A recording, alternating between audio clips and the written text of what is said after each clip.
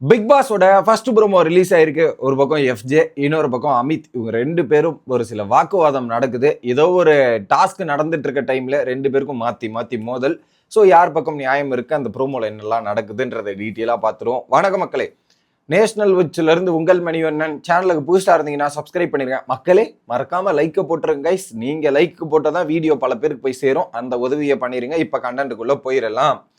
First Diwakar சொல்றாரு, என் கருத்தை நான் பேசுவேன் அப்படின்ற மாதிரி சொல்றாரு. கருத்தை அங்க போய் பேசுங்க அப்படின்றத சொல்றாரு.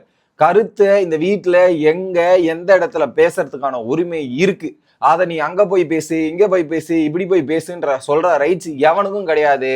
ஸோ இந்த வீட்டுல கருத்து பேசுறதுக்கான உரிமை இருக்கிறது அப்படின்றதான் பாயிண்ட். ஓகே, ஸோ அந்த இடத்துல எஃப்ஜே கருத்து அங்க போய் பேசுன்ற மாதிரி. இதுல ஏதாவது ஒரு ஈவெண்ட் நடந்துட்டு இருக்கும் போது நடுவுல டிஸ்டர்ப் பண்ணீங்கன்னா அது தப்பு இருக்கு. அங்க பாத்தீங்கன்னா ஏதோ ஒரு ஈவெண்ட் தான் நடக்குது போல, இல்ல பாதி பேர் பிரேக் எடுத்து அவங்க பேசிட்டு இருக்கும்போது நடுவுல பேசினா அது தப்பு. அது ஈவெண்ட்லாம் முடிஞ்ச பிறகு நீங்க எங்க போய் எங்க வேணாலும் பேசுங்க, அது தப்பு கிடையாது. ஓகே அப்படின்ற மாதிரி புரியுதா உனக்குன்ற மாதிரி திவாகர் கேட்கிறாரு. ப்ளீஸ் ப்ளீஸ் அப்படின்ற மாதிரி பார்வதியோட சத்தம் வருது. இந்த கான்டெக்ட் என்ன அப்படின்றது புரியல.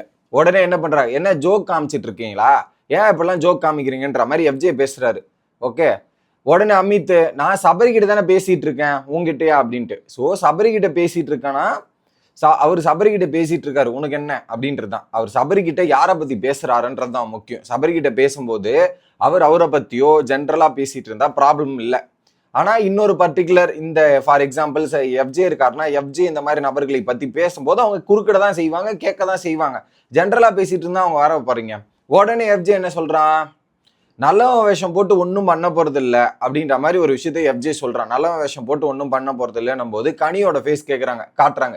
எடிட்டரே வேற மாதிரி வேலை பார்த்தேன், நல்லவன் வேஷம் போட்டு ஒன்றும் பண்ண போறது இல்லைன்னும் போது கரெக்டா கனிக்கு ஒரு ஜூம் வச்சிங்க பாத்தீங்களா, அங்க இருக்கு நீ அங்க இருக்க. ஓகே, கார்னிவல் ஐடியா யார் கொடுத்தது அப்படின்றது. ஸோ நேற்று டாஸ்க்ல ஏதோ ஒரு ஐடியா வந்து எஃப்ஜே கொடுத்துருக்கான் போல. ஓகே, உடனே அந்த ஐடியா யார் கொடுத்ததுன்னா நான் தான் கொடுத்தேன். அந்த ஐடியா நீங்க தான் கொடுத்தீங்கன்னு அமித்துமே ஒத்துக்கிறாரு. ஓகே, அப்ப சொல்லியிருக்கலாம்ல, கெஸ்ட் கார்னிவல் கேட்கும்போது சொல்லியிருக்கலாம்ல. ஸோ கெஸ்ட் வந்து காலைல வந்து கார்னிவலை பத்தி பேசும்போது அப்ப சொல்லியிருக்கணும்ல, என்ன பத்தி ஐடியா நான் தானே கொடுத்தேன், அப்ப அந்த ஐடியா கொடுத்தவன் நீ அட்ரஸ் பண்ணிருக்கீங்களா, அதை சொல்லி புரிய வச்சுன்னு இருக்குல்ல அப்படின்ற மாதிரி ஒரு விஷயத்தை கேட்கிறாரு. இப்ப நம்ம ஒரு ஐடியாவை எடுத்துட்டு இன்னொருத்தருக்கு சொல்றோம்னா அங்க ஒரு இது வரும்போது இவர் தான் கொடுத்தாருன்னு கொஞ்சம் சொல்லணும்ல அப்படின்றது தான் எஃப்ஜேயோட பாயிண்ட் ஆஃப் வியூ. ஓகே, அப்ப நீங்க என்ன பண்றீங்க, தேங்க்யூ அப்படின்ற மாதிரி அப்படி பண்றீங்க. பண்ண முடியும்லன்ற மாதிரி அப்ப பண்றீங்க. ஓகே, இல்ல நிஜமாவே மறந்துடுச்சுப்பா, நீ தான் கொடுத்த, பட் தேங்க்யூ நீ பர்ஃபார்மன்ஸ் பண்ணிட்டு என்ன சொல்லாம மறந்துட்ட அப்படின்ற மாதிரி சொல்றாங்க. இவருக்கும் மறந்து போச்சான்.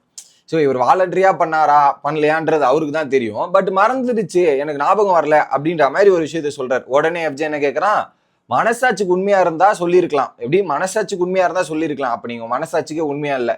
மேபி அவரு மறந்து கூட தான் போயிருக்கலாம். மக்களே, அது மறந்து போயிட்டு அவருக்கு எப்படி உண்மையா இருந்தாரா இல்லையான்றது எஃப்ஜே உங்களுக்கு எப்படி தெரியும்? கரெக்ட்ல. ஸோ அந்த கேட்டகரியில பாத்தீங்கன்னா அவர் நிஜமாவே மறந்து இருக்கலாம். ஆனா வேணும்னே பண்ணியிருந்தா நீங்க சொல்றது ரைட்டு. ஆனா நிஜமாவே மறந்து இருந்தா அந்த பாயிண்டே பேஸ்லெஸ்ஸா போகுது இல்ல. ஓகே, உடனே என்ன பண்றாங்க, என்கிட்ட சொல்லியிருக்கலாம்ல, இப்படி ஃபீல் பண்ண அதெல்லாம் நடந்துச்சுன்னு என்கிட்ட சொல்லியிருக்கலாம்ல. ஸோ இந்த ஒரு ஃபீலிங் எஃப்ஜேக்கு இருந்தா போய் அட்ரஸ் பண்ணிருக்கலாம்ல. கரெக்ட் தானே, அவர் கேட்குற பாயிண்ட்டுமே ரைட்டு.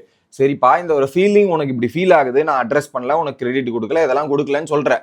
அப்ப என்கிட்ட வந்து பேசியிருக்க வேண்டியது தானே, என்கிட்ட சொல்லியிருக்க வேண்டியது தானே. நான் ஏதாவது யோசிச்சிருப்பேன் போது எனக்கு தேவை கிடையாது, நான் ஏன் பேசணும், எனக்கு தேவை கிடையாது.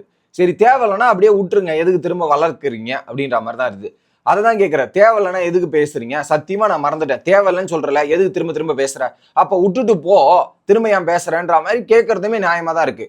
ஸோ உனக்கு தேவைன்னா நீ வந்து அட்ரஸ் பண்ணிருக்கணும், அப்ப அட்ரஸ் பண்ணல, இந்த இடத்துல வந்து சொல்ற. ஓகே, அதுக்கப்புறம் திரும்ப எதுக்கு வந்து பேசிட்டு இருக்க அப்படின்னும் போது அப்ப வந்து பர்சனல் விஷயம், நான் பேசுறதும் பேசாதான் ஏன் விருப்பம் அப்படின்ற மாதிரி சொல்றீங்க.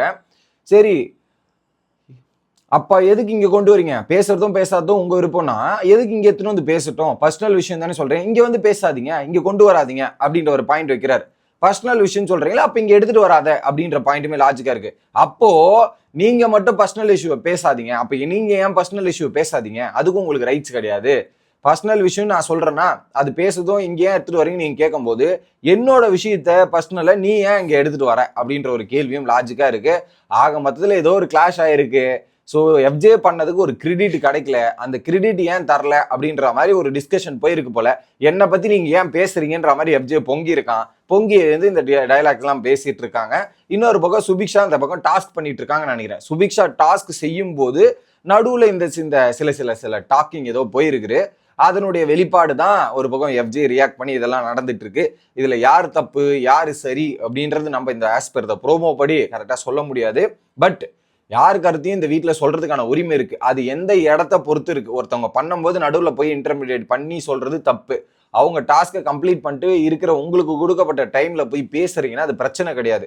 உங்களுக்கு எப்ப விருப்பமோ அந்த கண்டஸ்டன்ஸ் கிட்ட போய் அட்ரஸும் பண்ணலாம். ஓகே, அதை நீங்க ஒருத்தருக்கு சொல்றீங்கன்னா உங்களோட பர்சனல் விஷயம்ன்றீங்கன்னா அதை நீங்களும் ஃபாலோ பண்ணணும் அப்படின்றது தான் பேசிக்.